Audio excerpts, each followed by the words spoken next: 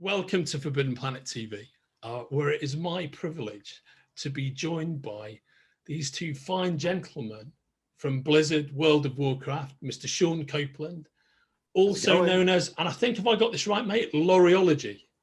Used to be, yeah, I'm historian lore now. You can find me in World of Warcraft. Ah, fantastic, fantastic.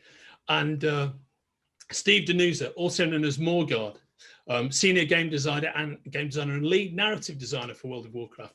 Thanks so much for taking out the time to come and see me and speak to the World of Warcraft UK Massive as represented by Forbidden Planet. It's very much appreciated. It's fantastic to be here. Thanks for talking to us. Indeed, it's an honor. So guys, could you just lay out for me how each of you came to be where you are today? So I started actually at Blizzard Entertainment in 2006 as a temporary game tester on World of Warcraft. So I started pretty much at the patch 1.10, I believe. I think it was the war efforts when I got thrust into that. But from there, a fun story about QA is we never really keep the same computer on any given day. So I started keeping this little lore book of little bugs that I would find here and there and make sure I got the character name right, because when you write a bug, it goes directly to people like Steve who have to fix it and go in the game. So, far be it for me to typo a guy's name or girl's name. So I always would just keep a book because you couldn't get the same computer.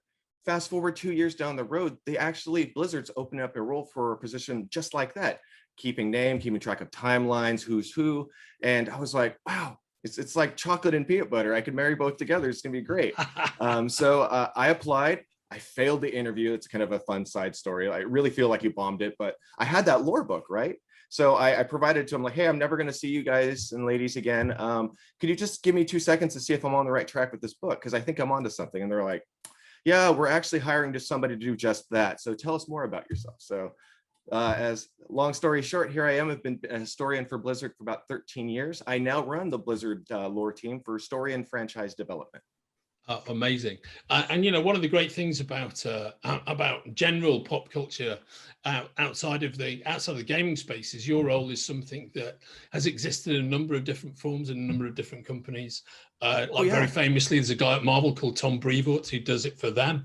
Yeah, Tom's a man. There was very famously a guy in the 70s at DC called E. Nelson Bridwell, who wrote a bunch of books like Superman from the 30s to the 70s. He did the same thing for DC. So you're carrying on in that fine tradition, right, mate? Oh, yeah. And then to double down on that, there's folks like myself and other major companies, other AAA studios. So the folks doing all other big franchises that have really broad stuff. I've actually networked everybody behind the scenes like, hey, it's like the Spider-Man meme. Like, you do what I do. We need to talk. We need to learn more. So it's been really cool to interact with folks like that and to learn more. So yeah, we're rare in the industry, but we are around. We're just really behind the scenes.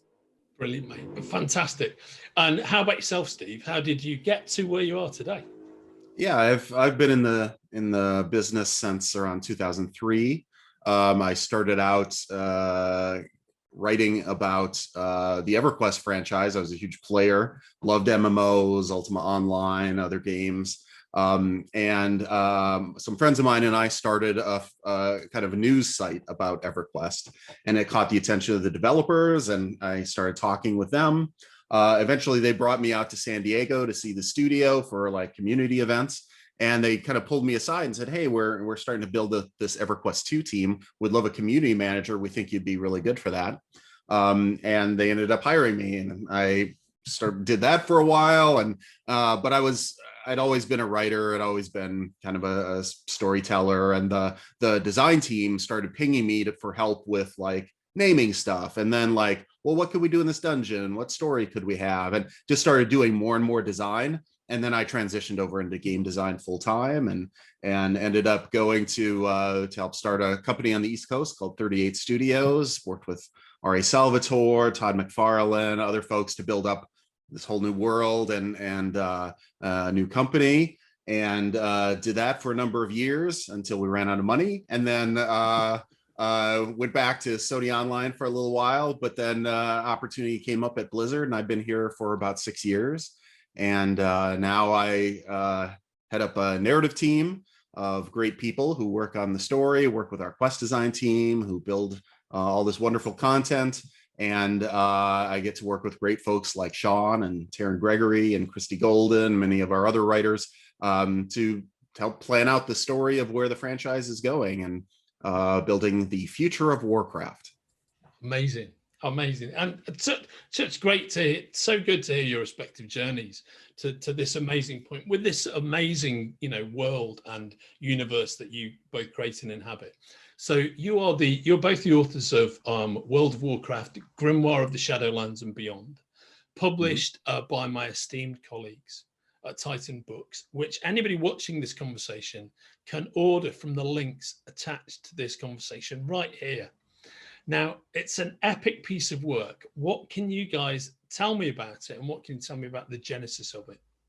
Well, yeah, I was just going to talk more about like the genesis of the Shadowlands itself. So we're always thinking about on the WoW team what our future expansions will be, and we've been building up through a series of conflicts and wars in our Battle for Azeroth expansion. The theme of death was becoming more and more prominent, and so we knew we wanted to go to the Shadowlands, but the Shadowlands was only something we had just kind of mentioned offhandedly. Like your character dies and you see like kind of a gray flicker of the brink of the Shadowlands, but we've never gone fully through, and we never talked about in depth about kind of the mythology of death that the different races in our world had. And it was just very, very light on detail. So we had to envision what the Shadowlands would be kind of from the ground up. And as we were doing that, we realized there would be far more stories and depth in our world building than could be surfaced in just playing through the game. And so we were always thinking about like, well, what other ways could we kind of leverage that story, tell that story, go more in depth? And a book like this just felt like a natural fit for that, because we could do kind of an in-character journey into this realm of death and realize that the beings who inhabit it don't see death as an end. They don't see it as the conclusion of their existence. They see it as the beginning of a whole new one. So that was just a really fun story to tell. Yeah, right on. What was, Sean, what was the process of putting this book together like for you guys?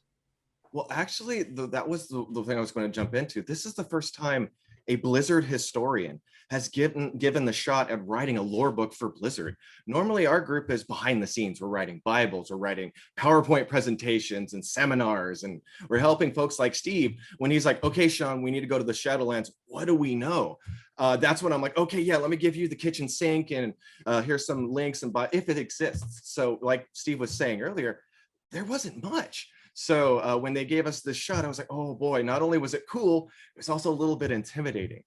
So the part is there's a whole process that goes into writing a book of like every step of the way. Steve is there, and the wonderful Blizzard Books team who runs the show they're leading the charge. But there was one point I was writing the manuscript, and it went to Steve, and Steve goes, I like it, but let's go deeper. And that was really kind of the genesis of co-writing it. Is not only was it a first for a historian to write a lore book, but to have like I get to meet with Steve twice a week, and we get to talk story and shop. So writing a book like this was it felt natural, kind of like a jam session. Like I was just playing along on a rhythmic guitar, and Steve's like, I got a bass riff for you. And that's how this book felt. So it feels kind of cliche to say. It really just felt like just a normal riff session between a group of friends. But at the end of it, we're like, whoa, we wrote this really cool thing. Are other people going to like it? So we're keeping our fingers crossed that is the case. But yeah, we got to go deep on a lot of topics, and we got to seed a few other things as well. So it's really my hope that when people really dive in and dissect it, they see the level of love that went to Steve and I's many nights and many hours of could we, should we, would that rock, is that epic, stuff like that. Those little really nerdy conversations, they're seeded throughout the book. I'm just really hoping people find those along the way.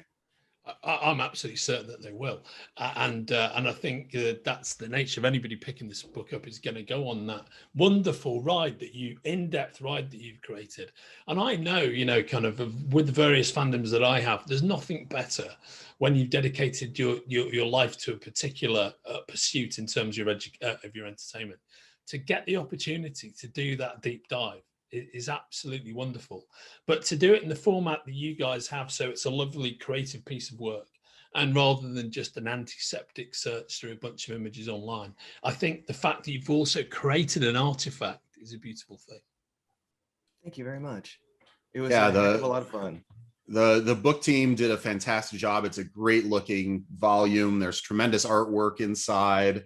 It was just really fun to see a project like this come together. It takes us a very long time to work on our expansions. These are multi-year processes, both to kind of dream them up and then eventually start building them and seeing them come to life, seeing the art come together, the gameplay come together, all of that stuff. And it's a similar process at a different pace on a book, where you start with those ideas and you start jamming on them, like Sean was saying, and you start seeing artwork coming in and just everything about it coming together to be this tangible thing that you can hold in your hand. That's still a very powerful feeling. All of us nerds love to collect stuff, and this feels like a book that you can collect and put on your shelf. And if Warcraft is a thing you love, then I think that this will be something that you enjoy and hold on to. Absolutely. Very well said. And guys, before we go, what for each of you, if you could pull out one element of this book that you're particularly proud of, what would it be?